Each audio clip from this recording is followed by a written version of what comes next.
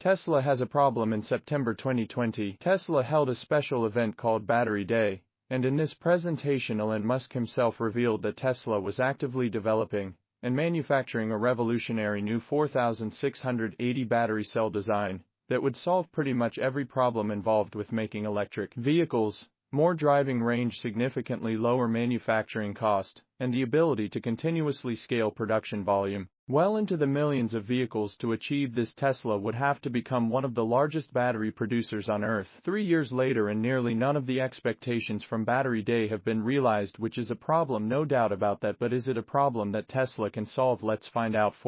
First, we are going to identify the problem that has been holding Tesla back from achieving their Battery Day dreams, and then we'll talk about the steps that the company has been taking to reach a solution and get this whole process back on track, because they are just batteries, right? How hard could it possibly be? The root of the problem is not so much in the battery itself, but it's the changes that Tesla is attempting to bring to the manufacturing and materials that go into the battery. This is the sticking point. All of the viable 4680 cells that Tesla has produced so far are perfectly fine batteries. They're not suffering from performance loss or spontaneous combustion, or any of the other problems that are generally associated with bad batteries. The biggest issue has been that Tesla simply can't make enough production-worthy 4680 cells to have any meaningful impact on their vehicle lineup. As it stands, there is only one Tesla vehicle available for purchase with the 4680 battery pack equipped, and it's the weird version of the Model Y that has a lot less range and a little less power than the regular Model Y,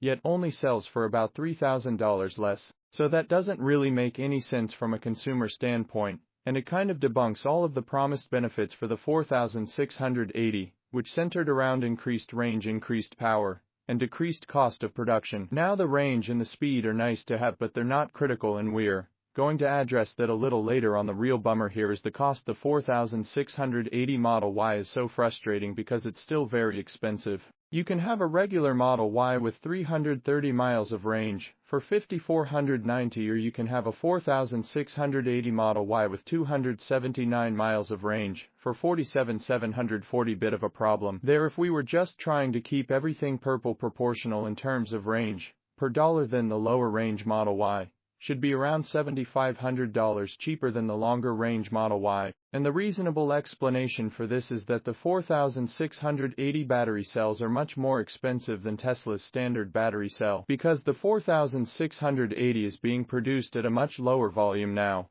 We can chart the progress of Tesla's 4680 cell manufacturing over the course of the past year and a half. Beginning on February the 18th, 2022, Tesla announces that they have produced 1,004,680 cells at their pilot line in Fremont, California. Next, on December the 25th, 2022, Tesla announces that they have achieved a run rate of 868,000 cells in a 7-day period, and this is with combined production from both Fremont and the newly installed battery line at Giga, Texas. On January the 25th, 2023, Tesla executive Drew Baglino confirmed that there is one battery production line in operation at Giga, Texas, with 3 more under various stages of commissioning and installation. Then on June the 16th, 2023, Tesla announced 10,004,680 cells manufactured at Giga, Texas. So we can see a noticeable improvement here and a steady increase in production volume. The problem is that these numbers are coming up massively short of the volume that Tesla had predicted only 3 short years ago. 10 million batteries are a lot of batteries, but when looked at in perspective, that's only around 12,000 Model Y size battery packs, and it's less than 1 gigawatt-hour of energy storage capacity. As far as we know, each of the 4 battery lines at Giga, Texas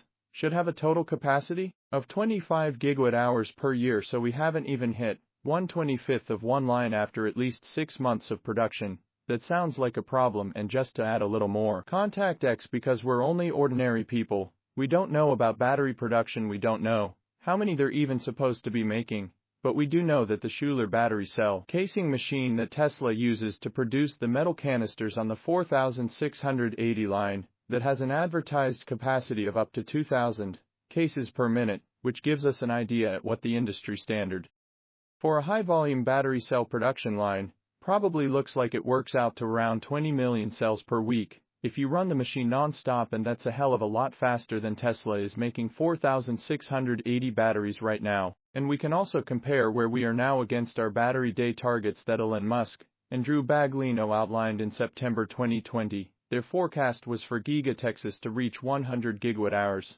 per year of battery production in 2022, and then carry that on to meet 3 terawatt-hours by 2030. A terawatt is 1,000 gigawatts on battery day. Elon declared that Tera is the new Giga, and said that this rapid scale-up was essential to meet sustainability goals on an industrial scale. So as of summer 2023, Giga Texas will need to scale up battery production by over 100 times just to meet their original 2022 energy goal, and then Tesla will need to scale up another 300 times from there to meet their energy quota by the end of the decade. And these are not just numbers that Tesla made up for fun during the presentation. Elon said specifically that this high volume of in-house battery production is what will allow the company to make a lot of cars and a lot more steel. Elon said that the massive drive down in cost per kilowatt or per battery cell that was being projected at Battery Day is what Tesla requires in order to finally produce an affordable vehicle. So if these projections don't hold true in the near future, then it could impact Tesla's ability to scale their vehicle production to extreme volumes that are on par with global competitors like Toyota and GM. It could also prevent the company from ever realizing their goal of a compelling electric vehicle that only costs around $25,000. Now that we know all of that, we can start digging into some specific issues that have been preventing the 4,680 battery rollout from living up to expectations. The important thing to keep in mind here is that the 4,680 itself is not a magic battery cell. It's made up from more or less the same stuff that you'd find in any high-performance of cell, with the exception of Tesla's promise to eliminate cobalt from the cathode material. But even still, there is very minimal amounts of cobalt used in Tesla's current generation of battery cells. So it's not the biggest deal. There's probably more cobalt in your iPhone than a single Panasonic 2170 cell that you'd find in a Model Y. The secret to the 4,680 cost savings was supposed to come from Tesla's unique and novel manufacturing process, which is actually kind of magic. The biggest difference between the way a 4680 cell is made as compared to a traditional cell is called the dry electrode process versus the traditional wet process.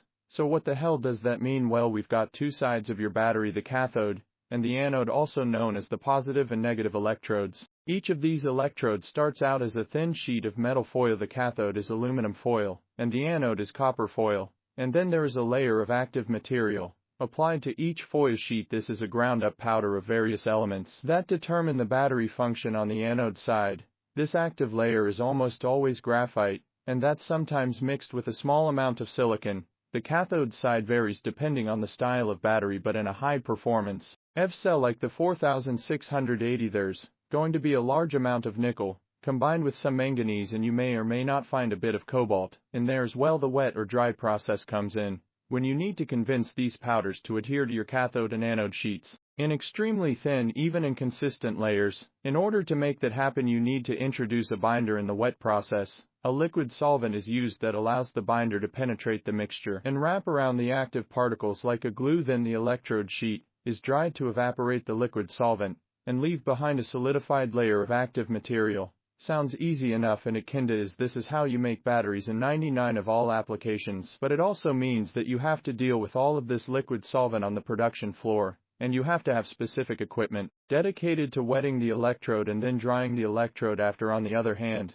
a dry electrode process relies on something called fibrillized binder particles. This means that the particles have been stretched out long and thin like fibers, and the idea is that when the active material is combined with this binder under the right combination of heat and pressure, these fibrillized particles will wrap around the active material and bind it together into a cohesive mass. So this dry process is obviously preferable because instead of the whole wetting and drying thing, you can go straight from a powder to an electrode. But the thing is, if this were easy to achieve, then everyone would be doing it, and they're not. In fact, there is only one company in the world that figured out how to effectively create a dry electrode process, and it was in Tesla. This was Maxwell Technologies, a company that was subsequently bought by Tesla in 2019. Elon talked a bit about this at a Tesla investor event in March. He said, "We acquired Maxwell really just for the dry electrode technology, but this just illustrates what a gigantic gap there is between something working at a small scale and at a large scale." Elon went on to simply state the dry electrode problem is really quite a hard problem.